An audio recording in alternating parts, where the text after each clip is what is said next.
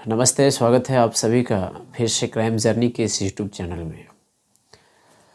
आज की क्राइम की कहानी है 18वीं शताब्दी की, जो कि बारबाडोस एक देश है, वहाँ से बिलोंग्स है।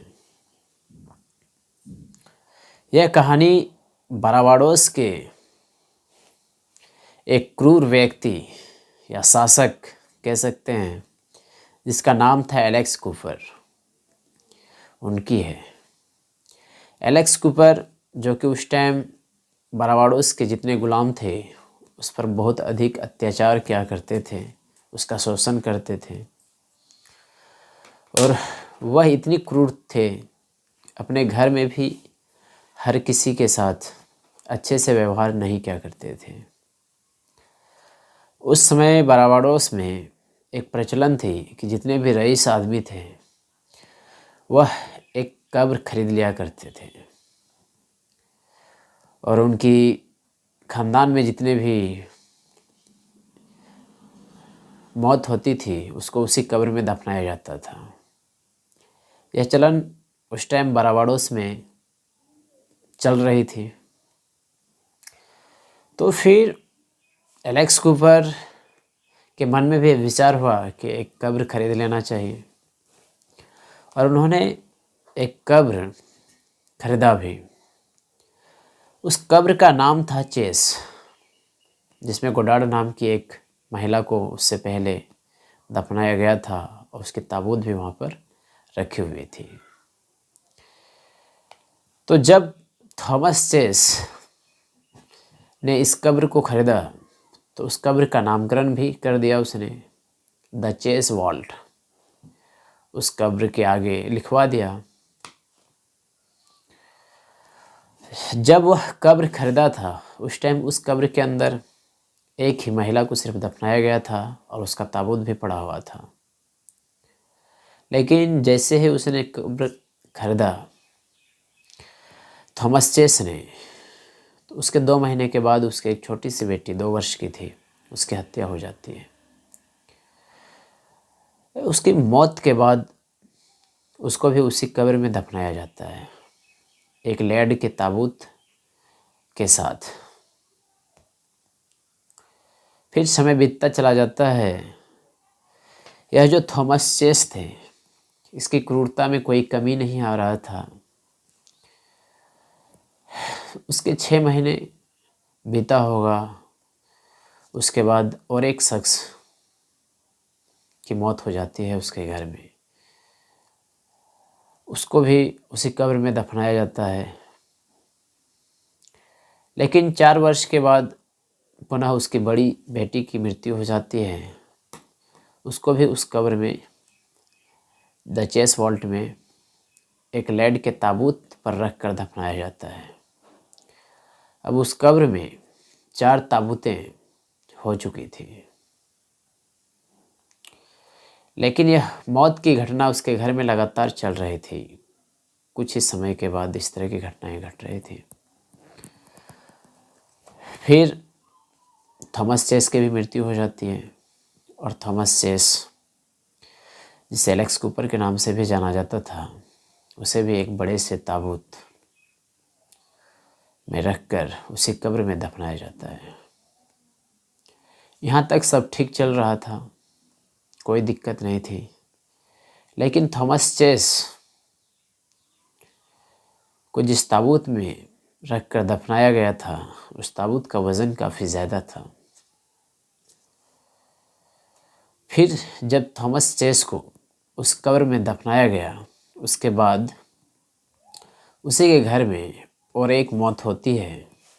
इसके बाद जब उसे भी ताबूत में ले जाकर उस कब्र में दफनाने के लिए ले जाने लगा, तो देखा जाता है कि उस कब्र में एक भी ताबूतें सीधी नहीं हैं, सब टेढ़ी मेढ़ी इधर उधर बिखरे हुए हैं, जबकि सारे ताबूतों को सिस्टमेटिक ढंग से सजा के रखा गया था। यह बात देखकर पहली बार थोड़ा आश्चर्य हुआ, लेकिन लगा शायद हो गया होगा भूकंप से या फिर बारिश से।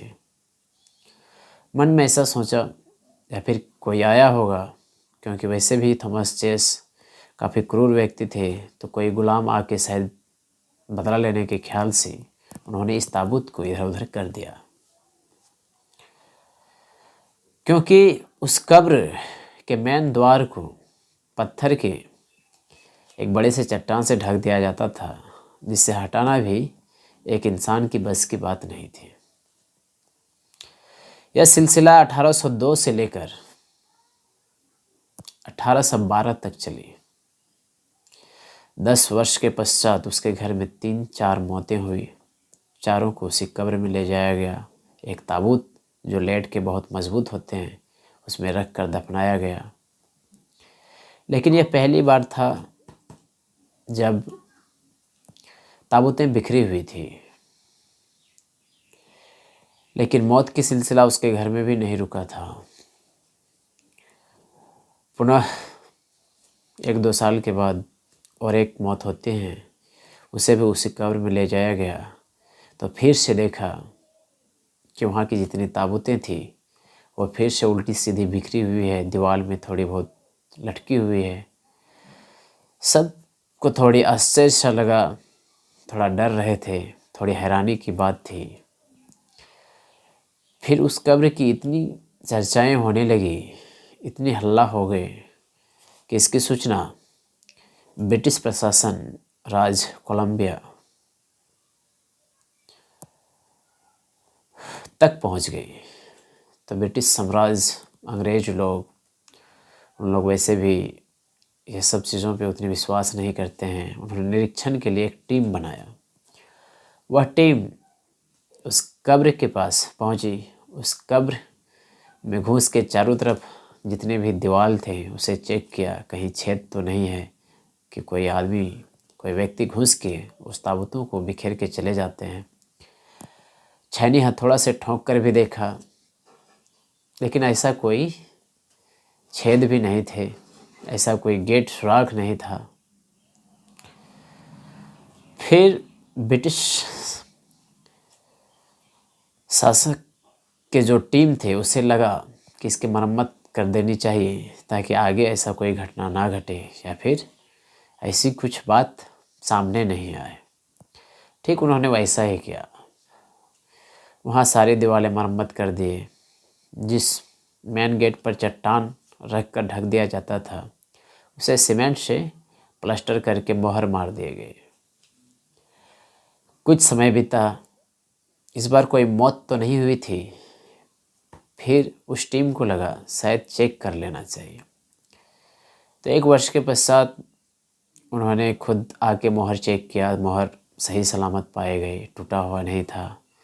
फिर उन्होंने उस सीमेंट को हटाया, उस पत्थर को हटाया, फिर अंदर जाके देखा क्या अब सही तो है। लेकिन इस बार भी सब बिखरी हुई थी, एक भी ताबूतें सीधे नहीं थे। उसे भी आश्चर्य हुआ। उन्होंने साइंटिफिक कारण ढूंढना शुरू किया कि उस इलाके में भूकंप और बारिश काफ़ी तेज होती थी, शायद भूकंप की वजह से ऐसा हुआ हो। पहला कारण उन्होंने यह तर्क दिया। लेकिन यदि भूकंप की वजह से होता तो सिर्फ एक कब्र में नहीं होता, दूसरे कब्र में भी होता। तो यह बात भी सही साबित नहीं हुई। फिर उन्होंने सोचा कि बाराबाड़ोस में काफ़ी बारिश होती है, तो बारिश की पानी अंदर जमा होते होंगे जिसके कारण वैसे हुए होंगे। इस बात में थोड़ी सी दम थी। लेकिन फिर पता चला कि उस कब्र में जो 4-5 ताबूतें थे उसमें से सारे